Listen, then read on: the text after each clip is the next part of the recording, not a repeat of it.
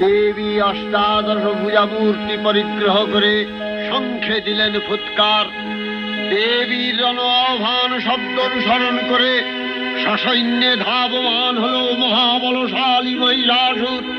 অসুররাজ লক্ষ্য করলেন মহালক্ষ্মী দেবীর তেজ প্রভায় ত্রিলোক জ্যোতির্ময়, তার মুকুট গগন চুম্বন করছে, পদভরে পৃথ্বীয়ানতা আর ধনুকটঙ্কারে রসাতল প্রকম্পিত।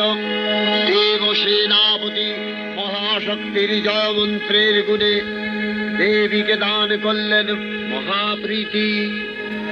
নম চণ্ডী নম চণ্ডী নম চণ্ডী।